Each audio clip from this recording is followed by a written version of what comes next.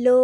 So guys আজকে অর্ঘ্য আর আমি সন্ধ্যার দিকে চলে গিয়েছিলাম শহর ছাড়িয়ে গ্রাম্য পরিবেশে। তো মেনলি গিয়েছিলাম আমরা একটা ক্যাফেতে শহর ছাড়িয়ে গ্রামের শান্ত পরিবেশে।